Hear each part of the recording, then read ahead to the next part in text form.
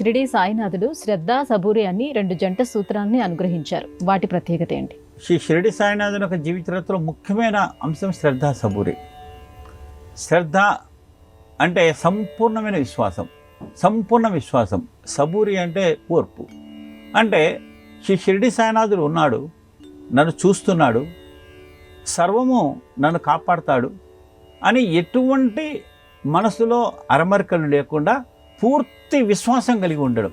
పూర్తి విశ్వాసం అంటే ఆయన ఉన్నాడా లేడా, చూస్తున్నాడు చూడటం లేదా, చేస్తాడా చేయడా, నా కోరికలు తీరుస్తాడా తీరడా, ఇలాంటి సందేహాత్మకమైన ఆలోచనలు ఉండడం శ్రద్ధ కాదు.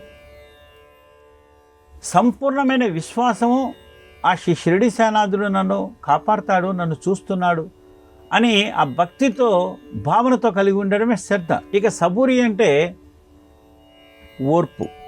అంటే ఇప్పుడు చాలామంది మనం భక్తులు చూస్తుంటాం, ఈరోజు ఉద్యోగం కావాలని కోరుకుంటాం, సంతానం కావాలని కోరుకుంటాం, అదేవిధంగా వ్యాపారం కోరుకుంటాం, రాజకీయంగా కోరుకుంటాం. కోరుకున్నప్పుడు కొన్ని రోజులకు తీరొచ్చు, కొన్ని రోజులు తీరకపోవచ్చు. తీరకపోయినంత మాత్రాన్ని మనం ఏం చేస్తున్నామంటే, నా కోరిక తీరలేదని, శ్రీ షిరిడీ సాయినాథుడు నాకు కోరికలు తీర్చలేదని వెంకటేశ్వర స్వామి దగ్గరికి వెళ్తాం. వెంకటేశ్వర స్వామి కోరిక తీర్చలేదని చెప్పి శివుడి దగ్గరికి వెళ్తాం. శివుడు కోరిక తీర్చలేదని గణపతి దగ్గరికి వెళ్తాం. గణపతి కోరిక తీర్చే ఆంజనేయ స్వామి దగ్గరికి వెళ్తాం. అది కాదు, అది నిజమైన ఓర్పు కాదు. అది ఏ రోజైనా ఆ శ్రీ షిరిడీ సాయినాథుడు నా కోరిక తీరుస్తాడు అని ఓర్పు కలిగి ఉండడం, అది సబూరి. అలాంటి ఓర్పు కలిగి ఉన్నప్పుడు అంటే ఆ బాబా గారు చెప్తారు, ఏమని చెప్తారంటే, మీరెవరో నాకు తెలుసు, మీ కోరికలు నాకు తెలుసు, మీ కోరికలు ఎప్పుడు తీర్చాలో తెలుసు, ఏ విధంగా తీర్చాలో తెలుసు, ఏ కోరికలు తీర్చాలో నాకు తెలుసు. ఆ సమయాన్ని బట్టి తప్పనిసరిగా మీ కోరికలు నేను తీరుస్తాను అని బాబా వాగ్దానం చేయడం జరిగింది.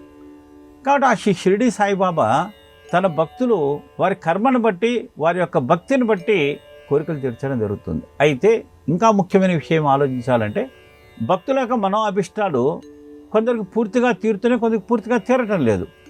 దాంట్లో ముఖ్యమైన కారణం ఏంటి అంటే మన శ్రద్ధ సబూరి. బాబాగా శ్రీ షిరిడీ సాయినాథుడు చెప్పాడు, ఏమని చెప్పాడు, నా వైపు చూడు, నీ వైపు చూస్తా అన్నాడు. 1 అడుగు వేయి, 10 అడుగులు వేస్తా అన్నాడు. 1 రూపాయి 10 రూపాయలు ఇస్తా అన్నాడు.